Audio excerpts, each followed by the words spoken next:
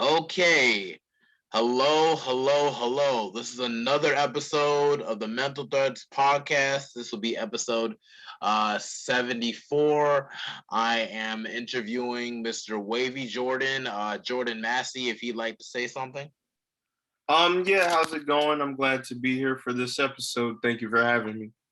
Oh yeah, man, don't mention it, man. It's just, you had me on your podcast a while ago, and our main topics was mostly focused on reggae music, and I feel like it touched on a whole lot of heartstrings from my past, because reggae music, I really identify with that theme of music and everything. And who knows, maybe I'm gonna add more to my playlist for the rest of this month too and stuff of that nature. So, I appreciate you for having me on that one time. So it's just like, plus you're my Mental Achievement Center brother. So it's like I had to look out for y'all too, in a sense. So and you look out for me. So, that's that's like the culture there. So it's like in regards to like the Men's Achievement Center and everything and where you're at, because I know the semester already ended. Are you taking summer classes by any chance? No, I graduated already. I graduated in May, so I'm done. Oh yeah, that's right. I'll make it seem like I forgot, but it's just like I guess some people might be on campus taking summer classes and stuff of that nature, kind of add on, maybe Yeah. for grad school and stuff of that nature. Do you have interest in going to grad school? It is something that is it's in my plans. It's not really something that I want to do right now. I initially because initially I wasn't gonna go at all, but then basically what happened was at the last minute I started getting kind of nervous and I was like, I need a plan, need to apply somewhere. And I did get accepted into one graduate program. I got accepted in American University in DC. I got accepted into their what was it? Film and Media Studies Masters of Fine Arts program. And they had approved me for an apprenticeship with the university. And so I wanted to do that, but then I'm from Maryland initially, so if I did do that, I felt like it's very close to home, and it felt kind of pointless to me because I really feel like a big part of going to school is like to go away and get a change of scenery. And to Mm. be completely honest, I think that me getting the acceptance at American made me feel more confident to apply to other programs as well. And I just told myself, I was like, you can reapply next year, like with it actually on your mind, so that you can hit all the schools you want to go to and apply to all of them, get all the priority deadlines, make sure you have all the requirements done. And I would apply to American again as well, along with those. But it's like I feel like it's not good to make decisions just because you feel pressure or because you feel like you don't have anything else to do, if that makes sense. So I decided to just hold off and take a gap year or two or whatever to just kind of, take everything in and also kind of just see how things go in the workforce, and if I do maybe end up getting more solidified into a specific career path, maybe I'll stick with it. But if I think I don't get anything that seems like a permanent career choice for me, I would choose to go to grad school and pursue an MFA, Masters of Fine Arts. Oh wow, that's actually really cool. And it's cool that you mentioned that American University is in DC. I was thinking about having plans about going to Howard University myself, and that's going to be in DC. Right now I kind of got to take a gap year myself due to certain situations and stuff. But it's like it's just more challenges for me and everything before I continue my education there for grad school and stuff of that nature. Yeah, it's just one thing about life, man. You just gotta take it slow, man. It's just you never know where you're gonna be or where you're gonna get settled in. So it's just like you might as well just take it slow, just take it step by step, and just focus on things that you have to and stuff of that nature. Like this year, I'm mostly gonna be focused on the podcast and me making music and me just getting my health together and everything, and just getting myself together before the fall and whatnot. And then like maybe considering moving out to DC and stuff of that nature later on. So it's just like, American University, that's not a HBCU, that's a PWI, correct? Yeah, Yeah, couldn't do it, man. Couldn't do it. It's just not my vibe, man. It's just since I went to an HBCU, that's just where that's just where I just feel at home there. You know, like I want every achievement I have after graduating from NCCU. I wanted to just be like, you know, it's because I went to an HBCU. You know, it's just I feel like PWIs are just kind of dirty to me. Like they're filthy. Like, oh, I mean, I understand where you're coming from. I think that for me, going to an HBCU definitely has impacted my life. Impacted my life in a lot of ways. You know, I think that initially, before I went to college, I kind of had some reservations about going to an HBCU. You know, just because of the way that, like, you know, things are socialized growing up and the way that people make it seem to go to an HBCU. You know what I mean?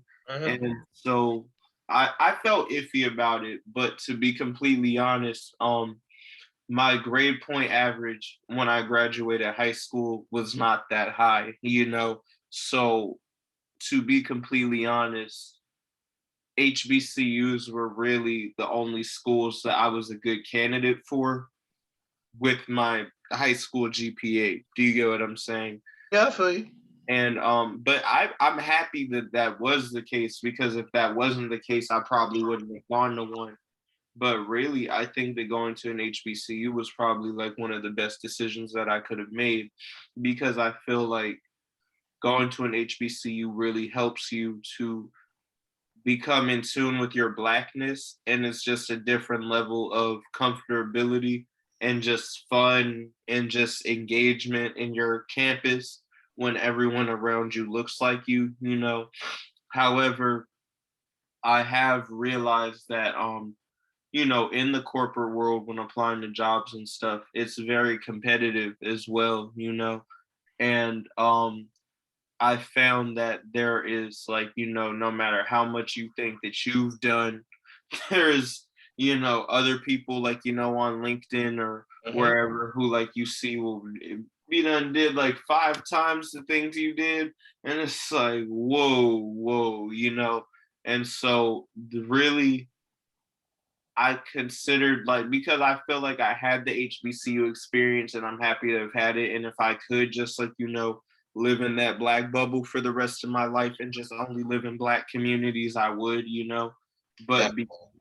but because I understand that we have to, you know, be socialized among other races and, like, you know, especially primarily white environments, because they tend to be in control of a lot of stuff, you know, it's important to I don't want to say that it's important to like fit in per se, but I do know that sometimes when they are comparing applicants, they will compare the schools that you went to, you know. And so I'm proud of my HBCU, and like, you get what I'm saying, I'm proud to have done that. I But know. huh? I said, yeah, I know. I feel you. Yeah, but I do feel like if I were to pursue a graduate program, like to get a master's and, like, you know, doing all those more years in school, I would want something that is that's going to look a little bit more competitive on my resume, if that makes sense. Not because of me thinking it's better, but because I know how it'll be perceived by job recruiters. Do you get what I'm saying? No, dude, trust me. I feel you, dude. Like, trust me. Don't feel any type of way about stating it because we all know what it is. Like, you ain't even got to explain it. Trust me, we all know what it is.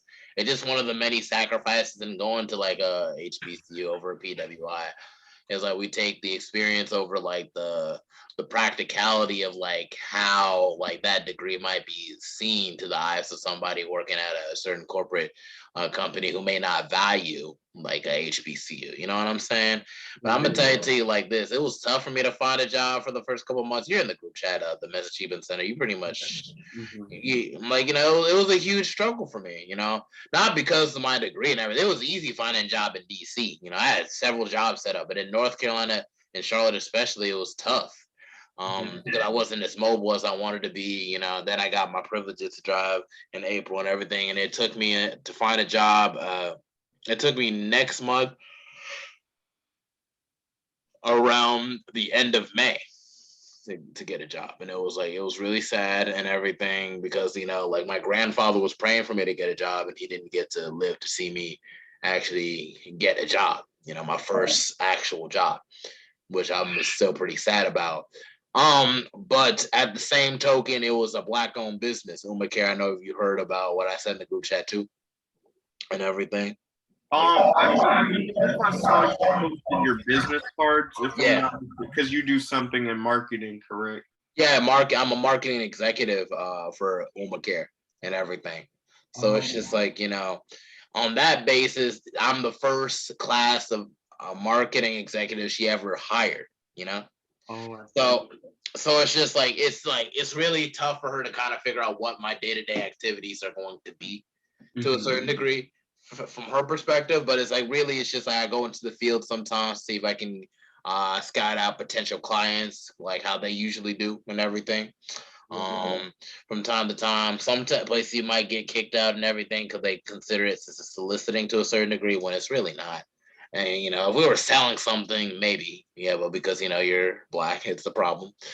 It's just, but at the same token, it's really just we're just basically trying to put other people onto a service that involves them getting their own home nurse.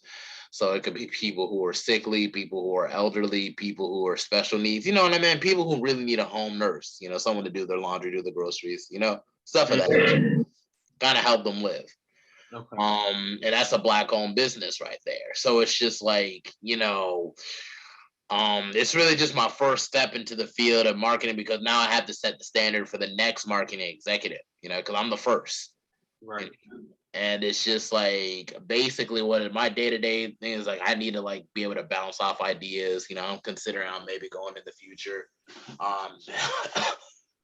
Maybe possibly adding videography in regards to helping the business I'm working for, to see if I can start a YouTube channel. So see we can probably open some testimonials for the clients and maybe some of the some of the clients and some of the nurses that work under like how Care is better their lives, whether there's as an employer or just as as a service. You know what I mean?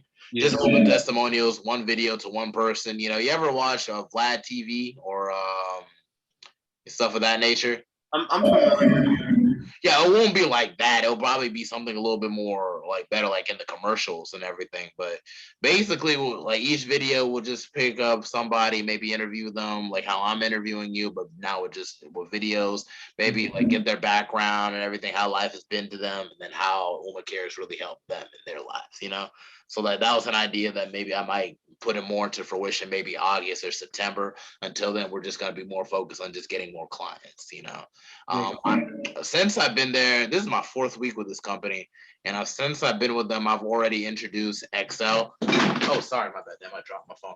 I've already introduced to them Excel, Microsoft Excel, to see to try to transfer a lot of the information of the past clients, the clients to kind of just put it right there, whether they want to be on the mailing list and everything. Like everything, their information is right there. I'm in the motion of setting up a Google Forms. You know how Miss Doctor he be dropping Google Forms polls in the group chat from time to time. Yeah. I basically do that now. It's getting it set up where it's like like because we have to fill out so much information from their name, their birth date, their race, or their address, and so on, so on, so forth. But it's just like, but what we really need is their Medicaid number and their Social Security number or their Medicare number. You know what I mean? That's what really gets them on our service to open the DMA forms and stuff of that nature. You know what I'm saying? Yeah. So it's really just as long as we can just they can be able to set something up, whether they're getting a referral from someone else or something like that. They can just put all their information there. We can call them later and get their more personal information and then put that for Medicare. To save up on time. You know what I'm saying? They already made it. They're already seeking it out.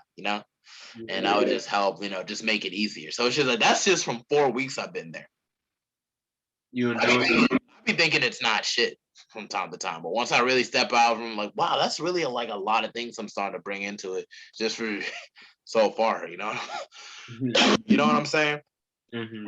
So it's just like, it's just stuff of that nature, and like it's just like, wherever you might be going after you're graduating from an HBCU, like, it's up to you whether you want to go to a PWI for grad school or whatever. I'm sticking in that HBCU circle because, the reason why is like I want to be able to prove that we're just as capable, I see. just as capable. So like for you, it might be a functionality thing, but for me, I guess it's maybe just a pride thing. Like, call me stubborn or everything, but that's just kind of how I always struggled in predominantly white institutions and everything for a reason, because they didn't have my best interest in hand. Here I am at an institution where they have my best interest in hand, and I'm graduating around the top of my classes. Yeah. So it's just day and night type stuff. And now I'm being a more than positive asset for the company I'm working for right now. It might be stressful from time to time because it's still brand new to a certain degree, so you got to get a whole lot of things together, and it can be a little bit, there could be arguments here and there between the staff, but regardless, my place is there to make sure everything is put into to be more organized and to be able to be as best an asset as I can, even though the process is kind of slow so far. I know like these next 2 weeks, 4 weeks, 6 weeks, like it'll literally be, it'll be of something. It'll be I won't rest until like I really leave that place a way better than like I came in. You know what I'm saying? Yeah. And that's just kind of where my focus is. Everything else has just come positively after. Whether if I get a raise or not, whatever. Yeah, that's understandable. I mean, I don't know. You're making me reconsider now. I don't know. I'm gonna think about looking at some HBCU programs as well to see if they have like the MFA programs like that I would be interested in pursuing. Cause I mean, hey, I mean it could be a good thing as well, like to do a HBCU for grad school as well, because the more I'm thinking about it, a lot of people I know who went to PWIs didn't really enjoy it. So um Yeah. It's just everybody's experience in college is different. Some people can go to PWIs and they love it, it's whatever. But it's just not the vibes for me. You gotta just find your own vibe. And it seems like from your experience, you'd say that HBCU was still positive for you, correct? oh yeah, absolutely. I'm just saying, just listen to your gut. Whatever work you feel like works best for you, just work best. You should probably check in with Howard University and Mhm. everything, because Howard University, although PWI might be seen as more high class, Howard University is very well known. No, you're right. The alumni at Howard is so deep. You can name so many people that came from Howard and became successful. From Denzel Washington, Felicia Rashad, Bill Cosby. Bill poured a lot of money in there, although he's not really in the best light right now. But I yeah, believe it goes on for a while. The list goes on.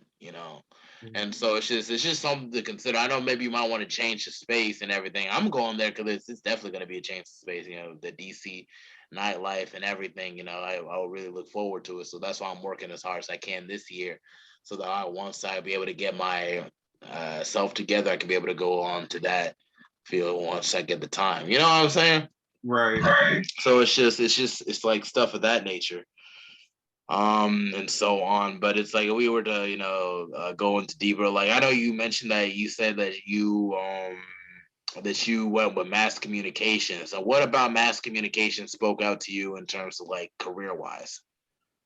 So I think for me, it was kind of, I feel like the closest degree program the Central had to my interest. So to kind of give a little background on me, I used to act, and like so my interests used to be theater primarily. I wanted to be an actor really bad. I wanted to be on television. I wanted to do movies. I wanted to do all of that stuff. So when I was growing up, I used to do a lot of plays and stuff. Like I used to participate in like school plays. A lot of times I would enroll in like camps over the summer and like participate in plays. I used to do other camps too, like video production camp, and I used to do animation camp, like just other little things, you know what I mean? But so I also used to like to write a lot ever since I was young. I used to write little short stories, and I used to do illustrations and things like that as well. And so as I got a little bit older, um, I ended up going to a program in high school.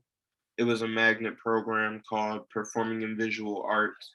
And so I did that and I focused in theater. So basically the way the magnet program was set up, I don't know if they have magnet programs in your in the area where you went to school at, but basically we had to take regular classes, but then we also took performing in visual arts classes as well, like in addition to our class schedule.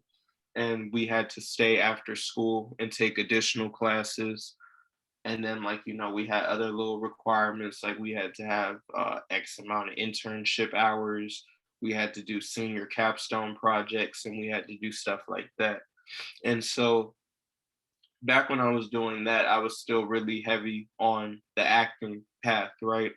But then for my senior capstone project, I actually decided to write and direct a play. It was my first time really like, doing that and like doing like a full on like production. And so that was really cool. And it was actually very well received. And I had won an award um from the Magnum program and like our award ceremony at the end of the year. So that made me feel really good about what I was doing. And it made me feel like, I want to continue to pursue writing and directing and things of that nature. But I didn't know that when I went to college. When I first came to school, I was actually a business major because I think that being in that magnet program, it kind of made me not want to do acting as much anymore. So I was like, I just want to do something totally different. I'm just going to change my career path. I was like, I'm going to do business. And then I believe that my idea was that one day I was going to take that business degree and like use it to like own my own TV studio or production company. Or like that was still what I wanted to do. I just didn't know what degree I wanted to pick. I really didn't want to go to college in the first place. I was kind of forced into going, and I'm glad now that I went, but I was kind of forced into it and I was kind of told, oh, you should do business because whatever. I soon realized business wasn't for me. And I learned about the mass communication department. I used to hear people say that their major was mass communication, but I didn't really know what it was, if that makes sense. And I was always nervous about switching my major because I didn't want to switch it to something that I didn't like and then, have to switch back or switch to something else. But then I remember Central got their TV station built, like their TV studio. And I remember I saw like the pictures of it and stuff. And I was like, you know what? I really want to be a mass communication major.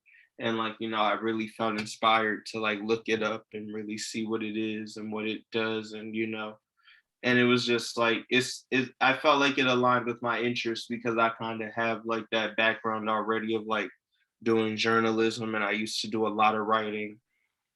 Even in high school, I used to write for this magazine in my community. My community had a magazine and I was technically the chief junior writer.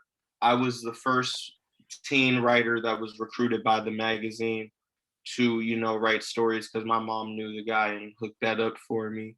And so I was writing for them. And then, after a while, they brought a few other junior writers in. And so, like, so it just seemed like the right fit because I had the background of acting already and like the journalism and the writing. And that's really what a lot of mass comm is, just knowing how to write, knowing how to speak, knowing how to be on television. And it kind of goes hand in hand with what I was already doing. So I think it just made the most sense. That's really cool, man. Like hearing like from like how you're interested in like being an actor and writing and stuff of that nature and being sent to all so many different camps to like even go into business and thinking that wasn't working and then really finding yourself back in mass communications, man. That's wonderful. Dude, that's crazy, like, supportive that your parents like let you go through with stuff like that. Like my parents African. So it's like I had about the same kind of interest too, but it's like everyone's trying to work hard to get some doctors in their family. I'm like, how many doctors do y'all need? Like, it's just like, why do we all got to do the same thing? Like, Right. it's just I never understood it because everybody isn't really set up the same way. You know what I'm saying? Like my father was a very um was his focus was being a doctor basically, and my mom was focused in the medical field also and everything. So I thought maybe I wanted to be like a pharmacist or something, but I did shitty with biology and chemistry. I didn't know what the hell was going Right. on and everything. Mostly not because probably didn't have the capacity to probably understand it. It's just the program in my school really wasn't. At my high school wasn't too. Let's just say it wasn't very credible. And so, like, when I went to community college and took a chemistry class, I was lost as hell. And I'm like, yeah, I'm not. I don't know. It's not. The chemistry isn't chemistrying with me. I don't. I just don't get it. And so it's just like, so I just went through a whole phase of just trying to figure myself out through community colleges, and I went with just taking general classes at this one community college. I had to leave my community college I started with to this one. And then, that's why I really started getting my feet set, really studying and setting up some kind of study habits. Next thing you know, I was able to get the credits and transfer to North Carolina Central University. And I just went with business and stuff of that nature. So it's just like, I still feel like I can still go on that route if I wanted to be like an actor or anything of that nature. I think I just set up an email for just acting and stuff. And I just set up something with this one acting agency. I don't know if it's Avanti or something like that. Something like that. I need to really follow up with them on that when I get the chance tomorrow. Once I get time and stuff, and I might be stepping out and going to Florida or something like that. But it's really just a matter of just how things are set up and stuff of that nature, because it's just like you only got one life to live, so it's just like you might as well do everything that you like to do. And so, it's just like, that's one of the main reasons I got with this whole podcast thing. It's just at first it was just an idea, and then it just went into the route of just like, wow, like I'm meeting a whole lot of like interesting people and getting like good conversation and everything. I just found two people at the bar that I will make for good conversations on my podcast just today and everything. One dude was like he like freaking collects Pokemon cards, but he was like once like a drug dealer and stuff of that nature. No, seriously. And now now he's like working at his parents' bar and everything.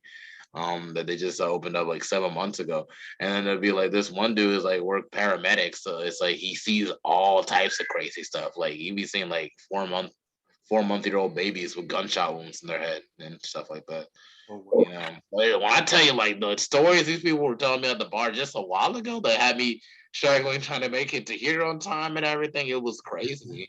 Cause I'm not even like a bar hopping type person. I really just came there to interview another dude who runs like a food truck and everything. And it was like he sells like seafood and chicken and everything. We got into a really, really good conversation. So it's like, like if you want to check out those episodes, you should definitely consider checking it out once I upload it. You'll be the third interview today. So it's just like I'm just trying to really grind hard to get these episodes done so I can reach 16 before the end of the month. Well, you work. Yeah, I'm really trying to get 16, before the end of the month, because it's like literally I'm doing 3 a day until. Oh wow, we only got like 10 minutes. I just letting you know, we only got 10 minutes. We might have to cut this a little bit short. Okay. Well, not short, but it's just like we're continue this on the next one. You can hop on a little bit after this, but Yeah, I know that they time it, and so I get how it is, and they cut you off. Yeah. Yeah, just letting you know and everything. Once I'm able to upgrade to pro, this won't be shit. This really won't be anything. But it's fine. I like how it's like for on your side and everything. It's actually pretty easy to hear you and everything. So it's like that's gonna really help because it could be very digitized kind of stuff going on, and then you can't really hear who's talking to who. But it's like in this case, it's kind of working out. But it's like, yeah, man, it's just that's really cool that you able to go into your passions like that and everything. But with the whole mass communication stuff of that nature, where exactly do you do? What's really like your plans with it? I know you really say you wanted to like get your own studio or whatever, film studio. Are you thinking maybe like on the lines like Tyler Perry, where you're like setting up like plays and stuff of that nature and setting up movies and stuff of that nature? Kind of. So I wouldn't necessarily say like Tyler Perry, but like I do think that I do really like his vision. I think it's really cool that he has like the big studios and he has like the different buildings and stuff. And so I would say that, yeah, ideally, one day I would like to write and direct my own like TV shows and movies. That's kind of what my ultimate goal is right now. So, as far as any jobs that are related to like writing, video production, producing, things like that, that's the type of stuff that I'm looking for right now so that I can kind of ease into that down the line. Hmm. Yeah, definitely. I mean, you should miss out on that whole American University stuff. That's just my opinion. Just go straight to Howard because like that's so many people that go through Howard and everything connection wise and stuff. Like from the Denzel Washingtons, Felicia Rashad's, formerly Chadwick Boseman, God bless his heart, passed away. But the alumni from just a like literally entertainment standpoint, like Taraji P. Henson and Sure. everything. Like, it's just like you want to get in circles with that. And considering how you're like going into grad school, they always know that you have some kind of experience. It's just gonna cost some money because it's just like grad school isn't really cheap. So it's like I don't know, like maybe like financial aid covers it or something like that, or maybe you might get a grant. I Something. would probably look into apprenticeships again. And like with apprenticeships, they give you some money. Like the one I got in American, it didn't pay for my whole thing, but it was like a good bit of support. But it's just that whole idea of loans and all that other stuff. But Dr. Heath had actually told me himself, not to let the loans discourage me, because he was saying like, all you got to do, he's like, you produce like one blockbuster hit, you can pay your loans off right then and there. So he's like, if you have a vision, then you should, pursue it. And so I really appreciate him for telling me that, because I think that for a lot of people, loans can be very overwhelming and it can make you not even want to be bothered. But it's like, if you have a vision and you kind of know what you want to do with it, then why not? You just have to believe in yourself. Because I feel like nowadays, or not even nowadays, but just like, since I was a kid, like, people tell you to be realistic. People tell you to, oh, what, to like try to humble you, like to tell you to not dream big, but it's like you should dream big. You should have high ambitions for yourself, because if you expect regular, You're you're gonna gonna make it get regular. regular. Oh, really? Yeah, no, seriously, you gotta hold yourself at a different standard. Really gotta watch your habits. Like, even with this thing, like literally, I'm like 73 episodes in and everything. Two of them I need to upload, including yours. So like, you would be the 74th episode and everything. And it's just like, I'm trying to make this stuff work, even when it's like there's like so many obstacles on my way to stop me from making this thing work. Like one of my phones spoiled and everything. It kind of messed up and everything. So it's like now I'm at a crossroad. I'm trying to really make this, trying to stretch my last paycheck until like my next paycheck this week and everything, which like my last paycheck wasn't even that heavy because I had to take time off like for my grandfather's funeral and everything. Mm-hmm. So it's just like, but now I gotta wait like an extra 5 days and I gotta be in and out of town. I gotta go to I think DC on this upcoming Wednesday actually. And so it's just like, and then I have to leave, come back on that same day. So it's just like, it can be a lot and everything. But it's like I'm at least blessed to say it's just like I have something going for me.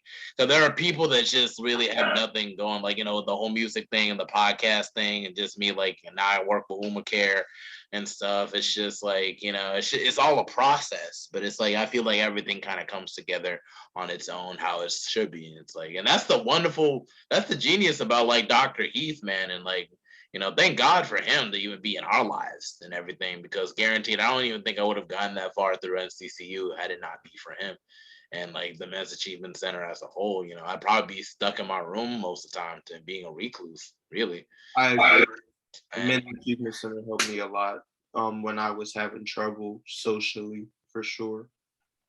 yeah, no, seriously, like, cause like college, that's a huge maze to like overcome, and it's just like really finding your footing. Like there'd be people that you see that you brush shoulders with and just hanging out with people one day, and then like next thing you know, it's just like they get kicked off of campus because they were doing something they weren't supposed to. Yep. Things can for you to really make it through, like and get your degree and everything. That's a huge achievement. So, don't sleep on that for definitely, regardless if people think like a HBCU degree is worth it or not. you can't convince me that my degree isn't worth something. You might just look on the description pages or whatever, and like maybe somebody might go to a different school, but it's whatever. The stuff that I've learned through an HBCU, the people I've met, and everything, the people I can't wait to see once I get back for homecoming, also, and everything. It's just one of those things that's gonna be forever instilled in me, and like I'll never forget that. You know what I'm saying? So it's just that on the next. Once we get hop on again, we're going to be speaking a little bit more about what the Men's Achievement Center has really like done for you and stuff of that nature. We're going to go a little bit deeper on like what drove you to want to do a podcast and stuff of that nature. So it's just something to keep in mind and everything. So it's like, yeah, just stuff like just growing up in Maryland, because you grew up in South Maryland, right? Um, I don't really know where it would be considered geographically in Maryland. The area I'm from, most people know it as PG County. That's the area that I lived in. And the city specifically was called Bowie, but geographically, I'm not too sure where it is. But my hometown is about 30 minutes or so from DC. You're probably south of Maryland then, and that's the case. Is that how far is that from like places like Pikesville or Odenton? Um, Odenton is like, let's see, Odenton is maybe like 30 minutes for me. Like Pikesville, I'm not really sure where Pikesville is in adjacency to me, but I know that Odenton is probably about another 30 minutes.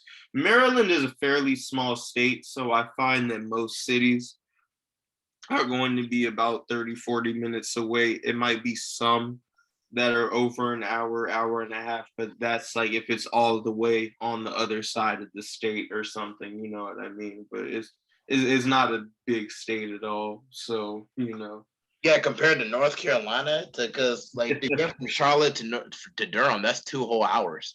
So it's just like just here, just 1 hour. It's like that's it. Like okay, Yeah, damn. it's small. Like if you look at the map, it's a very small state. So Hey, I like Maryland because of the affluence, like when it comes to African American prosperity and everything. We could talk more about that, the next recording and everything. But yeah, man, it's just like there's a lot of successful Black folk out there and stuff of that nature. So like it's just definitely want to get in those circles. I'm gonna end the recording for right now, and then we can just hop on a little bit. Okay. okay. All right. Stop recording.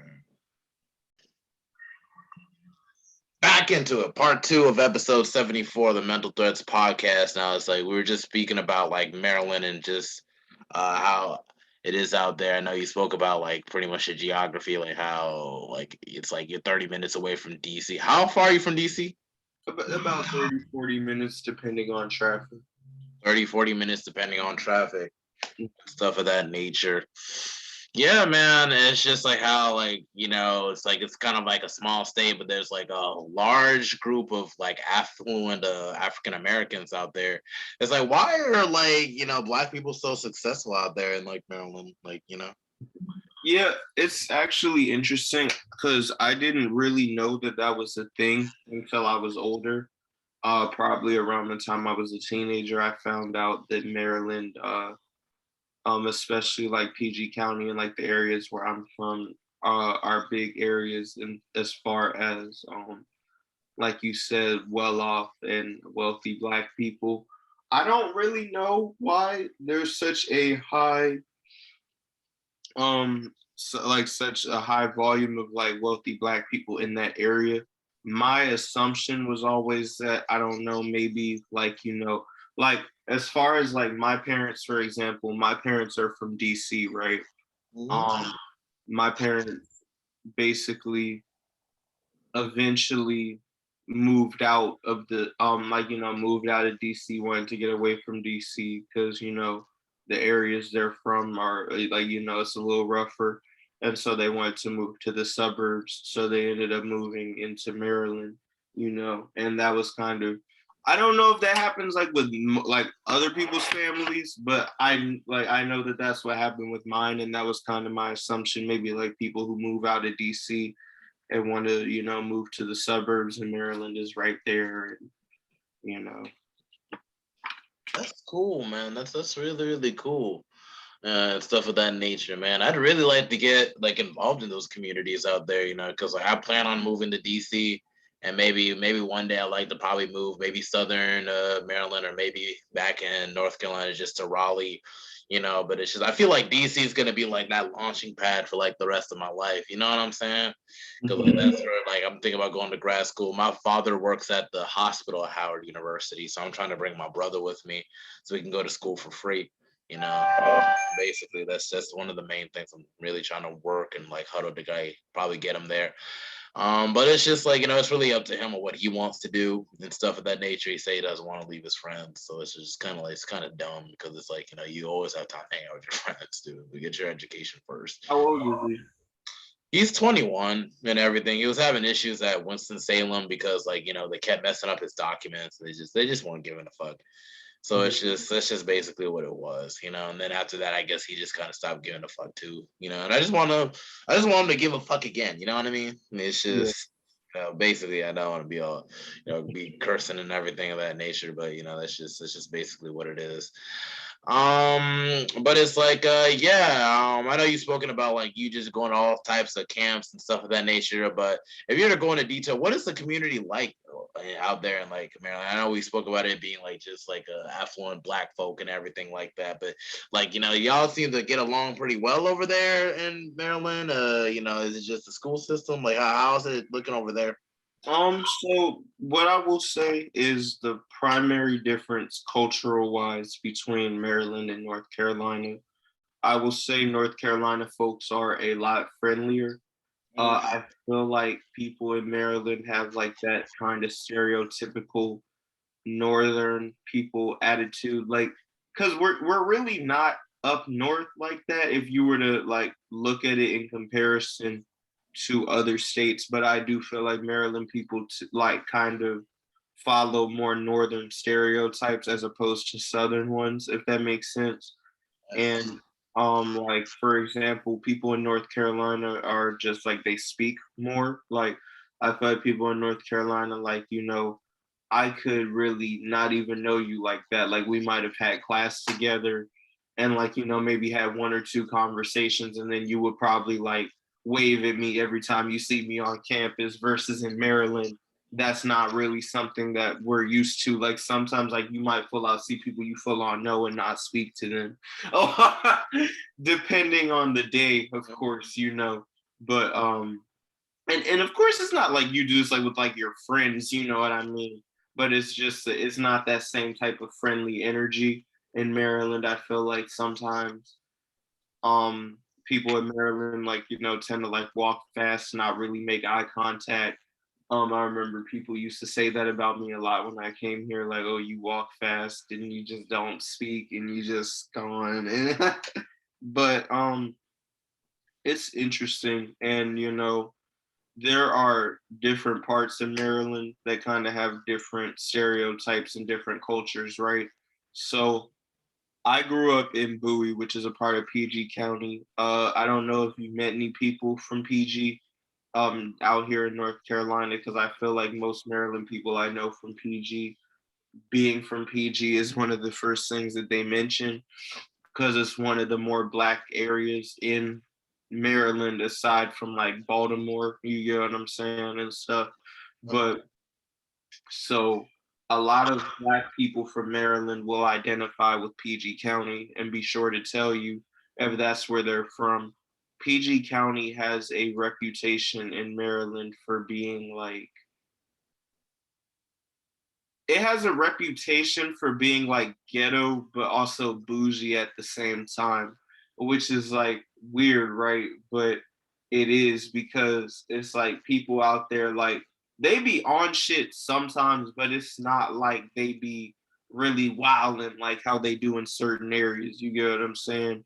And also, um, like the way you dress is a big part of the culture out there. You get what I'm saying? Like, uh DMV, Maryland specifically.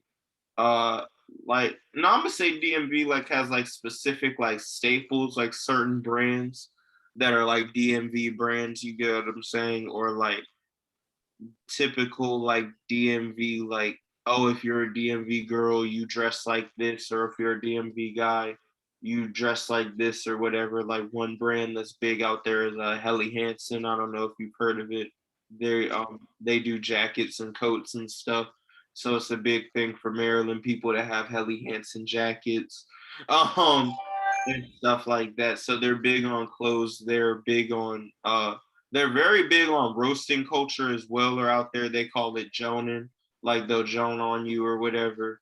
And Mm. like like that's a big thing as well. But I actually went to school in a different area. I went to school in Anne Arundel County because Anne Arundel County is a little bit more white. There are black people who live out there, but it's different. You get what I'm saying? It's more watered down than like PG, where like PG isn't just mostly black people. You get what I'm saying?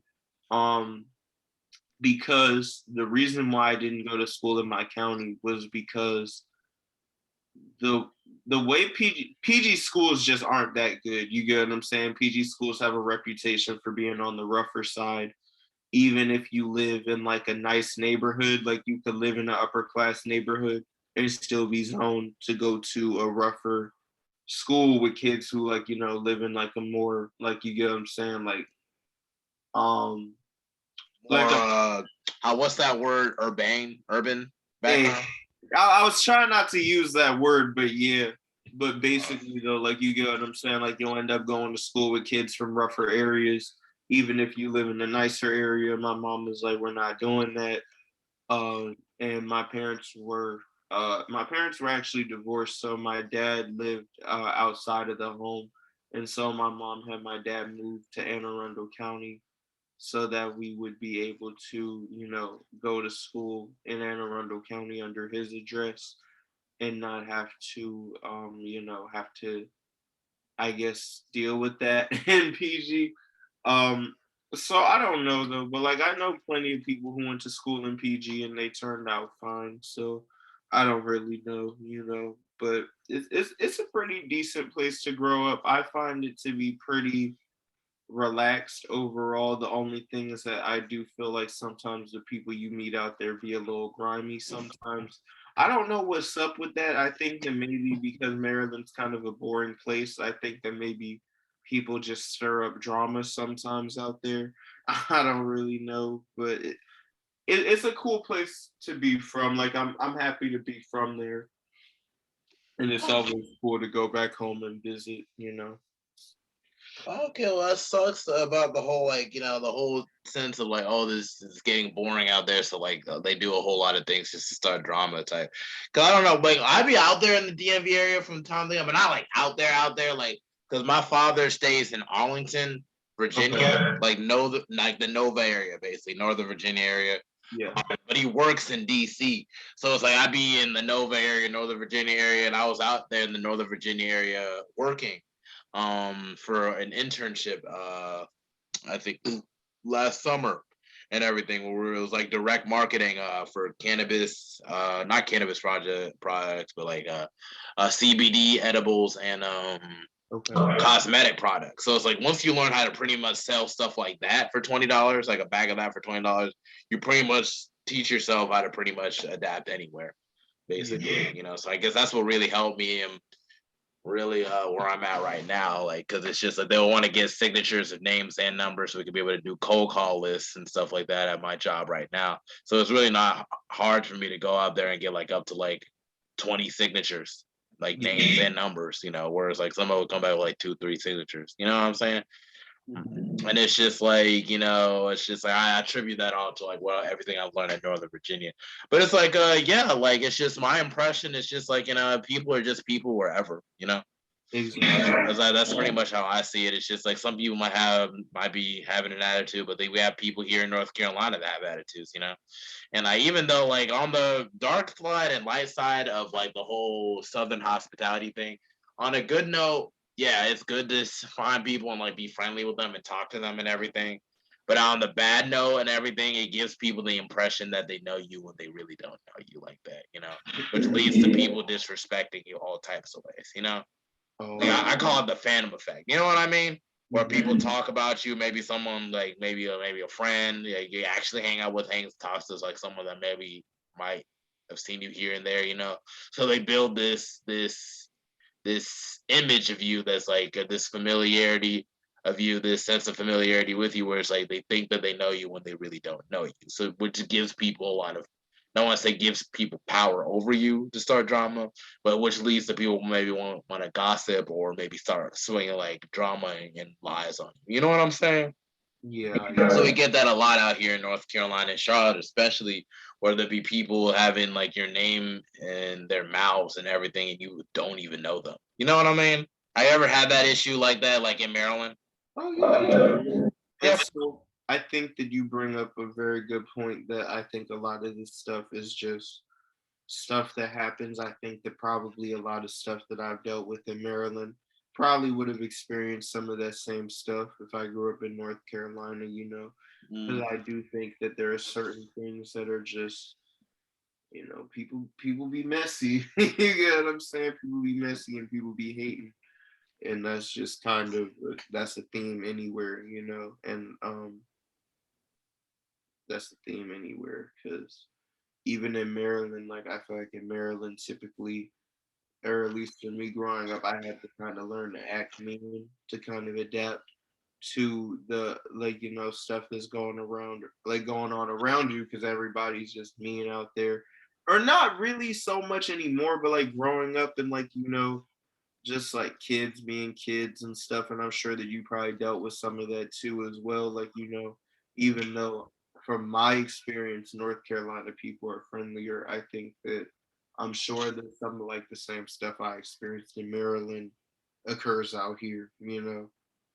yeah. I ain't really lived out there in like DC or whatever, so that long or nothing like that. And everything, but it's just like I be in and out, and it's just like it's just kind of all the same to me. People Yeah, are just people. Like some people are just good, some people are just shitty, and that's just it. right.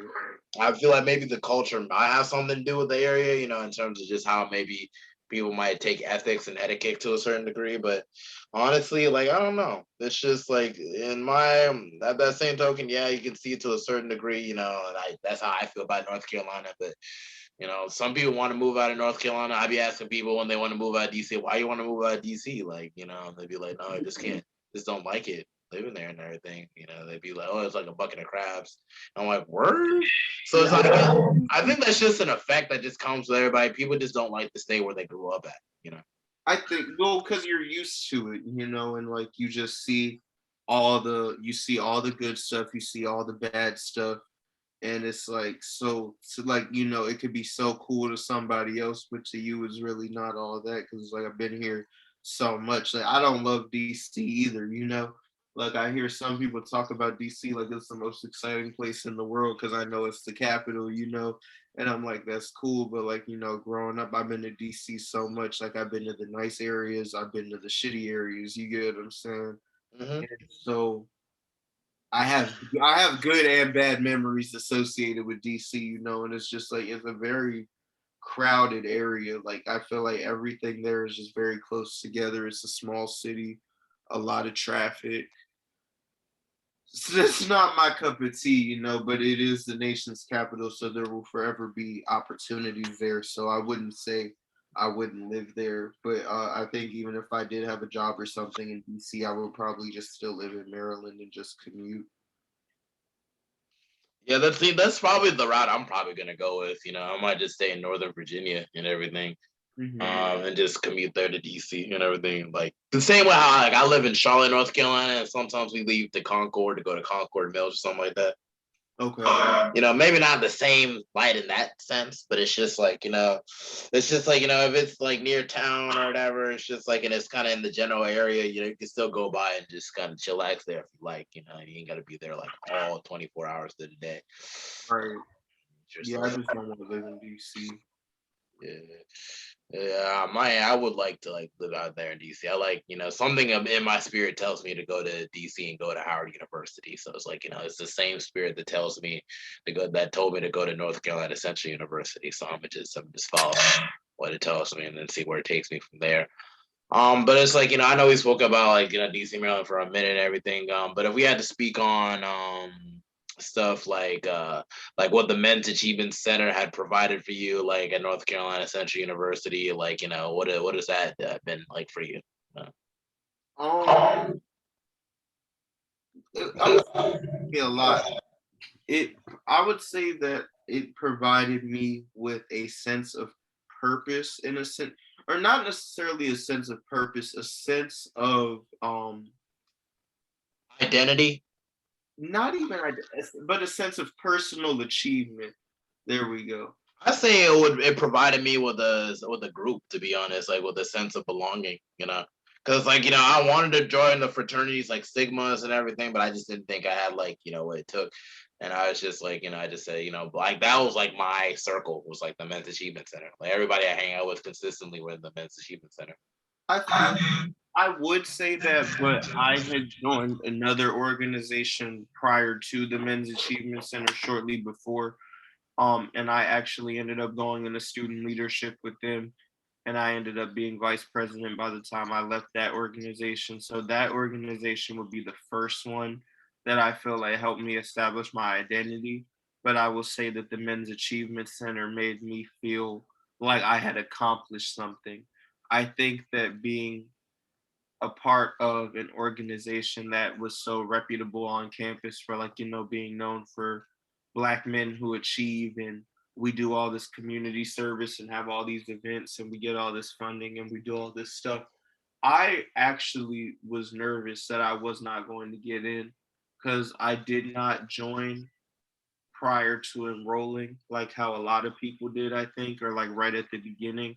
I found Dr. Heath at some sort of fair that he was at. It was like an organization fair one day, and I found it on accident, and I met Dr. Heath, and he told me about what they do and everything. And so I joined, and I remember because I was like, my GPA was not at the minimum requirement, but like, I remember telling them like I really want to join. I feel like I could gain a lot from this. If you let me in, I don't care if I have to go to the tutors. I don't know. I will get the GPA up, like, And so he let me join, and so it made things feel a little bit different. Like I felt like, okay, I'm actually accomplishing something. I'm actually on the right path. Like, they have all these resources. They're going to help me stay on track, and I'm going to be connected to all these, like, other brothers and stuff. And I remember my first time coming to a MAC meeting, seeing like a bunch of familiar faces on campus. Like, I was like, wow, pretty much every guy on campus who has some sort of student leadership position is in the MAC, and that was crazy to me. And I will say that the MAC did help me find a sense of belonging at some point, because during my junior year, I remember that was the first year that I chose to do. That was the first year that I chose to room and do my housing through the Men's Achievement Center. Mm-hmm. Because freshman year I couldn't do it because I joined late. I couldn't do it sophomore year because I just don't think I felt comfortable to sign up for my sophomore year because I didn't really start getting involved in the Men's Achievement Center actively until probably like late sophomore year, junior year. No You know, problem. hmm? I said ain't no problem. It's never too late. Yeah, it just took me a while because I will say I think at first I was intimidated because there are so many people that are in the Men's Achievement Center, You and thought that there wouldn't be a spot open. yeah, because I felt like everybody already knew each other. I felt like everybody's already close. I feel like the people who are heavily involved are already heavily involved.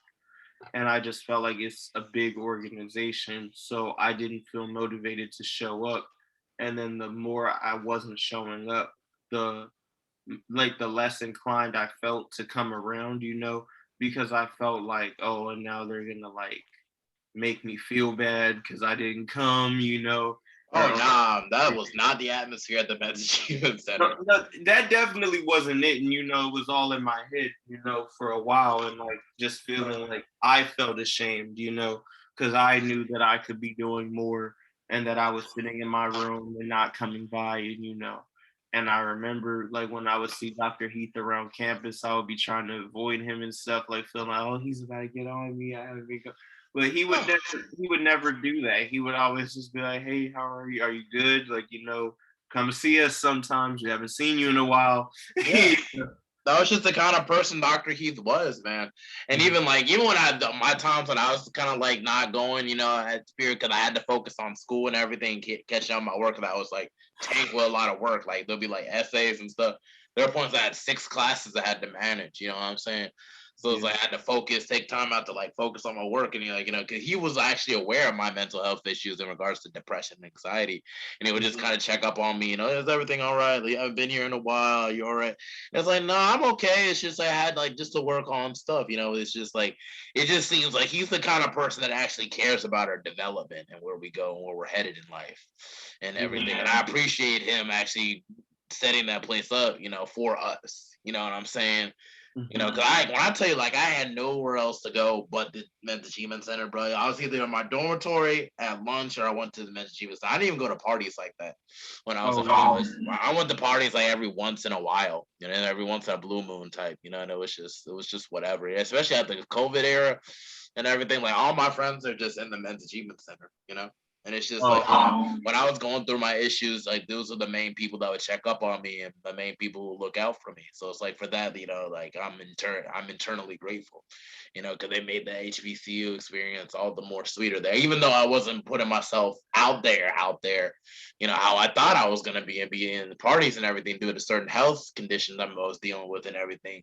They at least gave me a space to actually like belong and actually felt like like I was a part of the whole NCCU sphere. You know what I mean?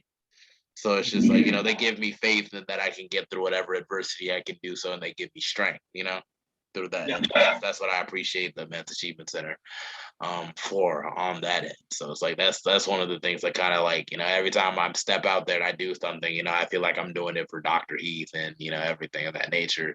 Or Mr. Andrews. I don't know if you didn't meet Mr. Andrews, did you? No, I know Mr. Andrews. Okay, yeah. But he's still not there. Did they get anybody to like do the stuff that he was doing? I don't think so. Because I don't even really know why he left. I just knew that he kind of left out the blue. And so Dr. Heath and Miss Troy were still around, but I don't think that they replaced. Wait, do you know what Mr. Andrews did? Was his Oh no, he didn't do anything. He just had to leave because he had like other business things to focus on because he was also running like his own mental health clinic thing too. He still teaches. No, I just meant like what he did as far as like what his position was in the Men's Achievement Center. He was just managing like all sorts of things that Dr. Heath couldn't manage. You know what I'm saying? Like there's always a position like like what Miss Troy does. Support type stuff. Help us engage. Set up things like that. Mr. Andrews is actually really good to me too. Like he's one of my main mentors also. Yeah, he was. Yeah, I knew Mr. Andrews as well. Because we do have a success coach, or we have two, if I'm not mistaken. I know that the main one is Jalen Spooner. Do you remember Jalen? He was president. Yeah, I remember Spooner. He graduated too, right?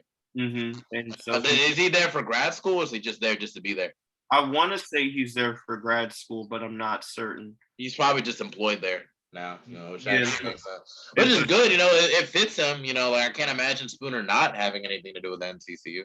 Yeah, so he works with the Men's Achievement Center now as a success coach. And so I will say that the Men's Achievement Center definitely helped me to graduate.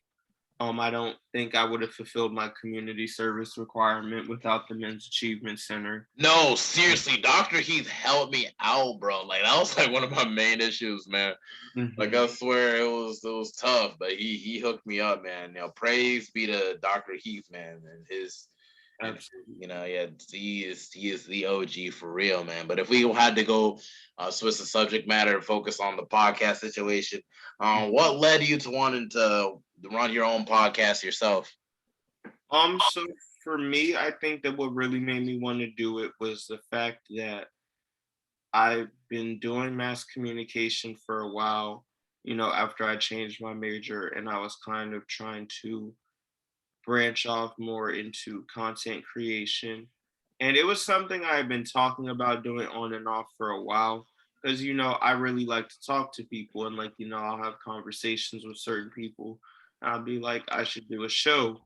But then I just never got around to it. But then, like, whenever I would meet people and tell them, like, oh, I do mass communication, like, some of my interests are like video, audio production, and journalism, music, whatever, they'll be like, "Oh, do you have your own channel to do stuff?" And I would be like, "No." But then it's like, why don't you, And so what happened was over the past December, the internship that I had to walk away from my internship because of some complications that were going on. And so I was searching for a job I was searching for a job. I didn't have another job or internship at the time. And so I was like, I'm going to take a month to focus on my podcast. Along with other things, like I was still applying to jobs and I was still applying to internships and doing other stuff. But I was like, in the meantime, I'm going to develop my podcast since I said I was going to do it for a while. And so I felt inspired to do it because you know I really enjoy music. I used to make music. I don't like to say that I used to make music because It makes it feel like you gave up or something like that. yeah, and it's like I feel like I will probably drop more stuff in the future, but I don't do it the same way that I used to. Like when I was in high school, I used to make music like a hobby. It was something that was very often for me versus now I don't really get around to making music. And I think that because I have my other stuff that I'm doing, it kind of satisfies that creative need. So I don't really feel a need to make music as much anymore. Mm. So you But feel like your podcast kind of like going into this kind of fills your creative need to a certain, like you feel like you just don't need to do anything creative outside of this. no, it's not that I don't need to do anything creative outside of it. I don't feel the urge to make music though, because I do this, because it gives me a space to talk about music. It allows me to talk about my music, what I know about music, other artists' music. I can bring other people in and like, I don't know if you've listened to any of like my episodes of the episode we did. It's kind of formatted almost like a radio show in a sense because of the fact that I put the songs in the rotation along with the conversation. So it's like a nice blend of music and conversation. And so for me doing that, that makes me like it makes me feel like I'm working in music still, even, and like it doesn't require me to like go get in a booth and record music, because I just feel like that part always stresses me out because I feel like I'm always critiquing how I sound, how my music sounds, and all these other different things about it, and it just requires to really put yourself out there to make music. You're putting yourself out there when you do anything and when you put anything out there, but just not in the same way. Do you get what I'm saying? Because I feel like music is judged differently than podcasts are. You get what I'm saying? No, no, I feel that. Trust me, I feel that all. Keep in mind, I drop music myself. I haven't dropped songs since April last year.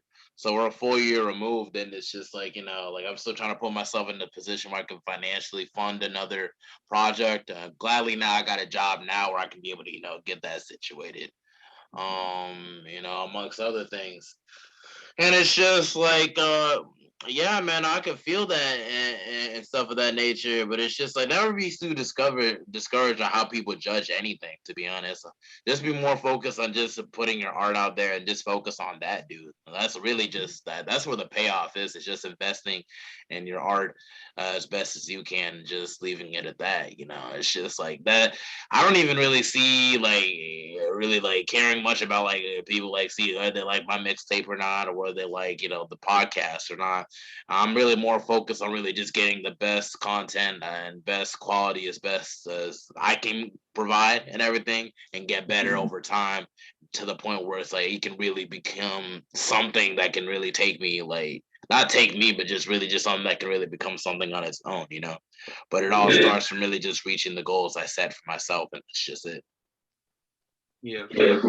It's a really good way to set goals for yourself. Like this year, I'm trying to see if I can reach 50 songs today. Though we're already like halfway done with the year already, and I haven't dropped a single song, but I still feel like I can do it. You know, and it's just like, you know, with the whole podcast situation, it was kind of rocky the first couple months, but you know, here I am still out here trying to interview people. You my third interview of the day after days I haven't no interview, after days of not having time to do anything or convincing myself that I didn't have time to do it. And now I'm making it happen. You see what I'm saying? Yeah. And like tomorrow's gonna be messy too because I had like my cousins coming over to the crib and everything, and so it's just like, you know, I don't know how that's gonna conflict with me, you know, getting my interviews done also. So I'm gonna have to wake up really early and get things together as best uh, as I can, amongst also getting my chores done and everything situated to prepare for the week and stuff of that nature. So it's just these podcasts, this music thing, it really helps you stay on your stuff once you really have goals for it. You know, it's good to have a passion to have goals for and stuff of that nature. But where you really see yourself like in the next couple of years in regards to this whole podcast thing? I'm not really, to be honest. I would like to keep doing it right now. I really enjoy it. It's something that I'm taking a break soon because it has been a bit much for me trying to like, incorporate taking the time out to edit my podcast prior to post every week. So I would like to take a little hiatus so that I can for my next season have a few episodes already edited so that I can release them on a schedule as opposed to trying to run around and edit and release it all in the same week on top of work, internship, personal life. It just doesn't really mesh well for me. But it is something that I would like to continue with and I would like to expand. And, the longer I do it, I would like to, eventually pull bigger artists to do it. Like, I feel like this for the first season, it was pretty good though, for sure. Like, I still have a few more episodes before the season closes out, but I've gotten to talk to a lot of different music professionals and different, in different genres of music. I got to attend the Dreamville Festival from backstage and do an episode about that. So it's been good for me, like, getting to talk to different professionals, getting to do event coverage and just all that good stuff, you know what I mean? So I definitely do see it continuing to just grow in future years because I think that I've already accomplished so much in just this first season. Oh, cool. That's great, man. You know, hook me up with like those people that you interviewed too, man. I like to speak to them also. You mean to tell me you're backstage at Dreamville Fest and you got an episode set up? You said what? You mean you're in the backstage at Dreamville Fest and you got an episode set up, like basically? Yeah, I have an episode on it's on Spotify on my channel and it's basically just me talking about what it was like for me doing security backstage, some of the artists that I got to hear and see from where I was at. I got a little footage from inside the festival, like audio footage, not too much, but it's definitely just an interesting listen, for sure. And I'm just like that was my first music festival ever getting to go to, and I was just like so humbled that the first one I got to go to was Dreamville because I wanted to go to Dreamville for years and getting to go for free and actually like be backstage and like actually get to watch from on stage at one point, like that was very cool for me, very humbling, very surreal experience. Oh, so you got to actually meet some artists too. By the way, keep on. We only got a couple 30 minutes, so just letting you know. Okay. I did not meet anyone. That's the thing because they didn't really want us to talk to the celebrities. Except Josiah Russell. he got an opportunity to sing with Kehlani, but that was because she heard him singing. He didn't like come up to her. You get what I'm saying? She That's heard cool. Yeah, she heard him singing and she called him on stage, and then he got the chance to sing and do all of that. But then the next day he was talking to Wale at one point, and then I remember the head of security came over and said something to him and was basically like, we can't say nothing to them, we can only talk to them if they talk to us first. Blah blah blah, whole bunch of extraness. But I was in very close proximity to certain celebrities, and then at one point I was off duty, and I just got to watch certain people perform from the VIP section because I was already over there. um but so I wasn't on duty the whole time. All right, that's cool, man. It's just like, we only got 1 minute left, so it's just like we can pretty much talk for like as long as we want and everything. But it's like, only got 2 minutes and shit of that nature. I was out there for Dreamville Fest too. I was at the first one, and that was the second one I was at, dude. I was in a group chat, and we all met together that day. I'm gonna send you the picture and everything how it looked, because it was like we were rolling so deep, bro. It was funny as hell, because I think we might have been like the few people that actually like pulled it off and everything. To meet on a group chat with, nobody from a person, but you just met on a group chat on Facebook and stuff of that nature. But hey, we only got a minute left, so we gotta like be able to like close this in and stuff. But yeah, I want to appreciate you, Jordan, man, for hopping on. It's just doing podcast for podcast. I thought that was pretty cool and stuff of that nature. That's it for like the 74th episode of the Mental Threats podcast. It was a damn good episode for real, dude. But if you have any last words, you got a minute to let them know. Just letting you know. Well, just thank you for having me. Anyone who hears this, go ahead and follow me on Instagram at wavy2wise.jordan, and follow my other Instagram at multimediation for my multimediation entertainment group, and listen to my podcast, Mozzie Music Lounge, which is on Spotify.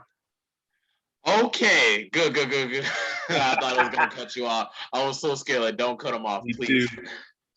But yeah, that's just it for the Mental Threats podcast. Okay, that is, we get someone in, and then we're sewing out. All right, take it easy, bro. Yeah, take it easy when we sew it out, because it's like 1 minute. They only they just say less than 1 minute, so you don't really know exactly where you're at. Sewing out. All right, try it again. Sewing out. Out. Okay. I thought that was it. Sewing out. Oh. Oh,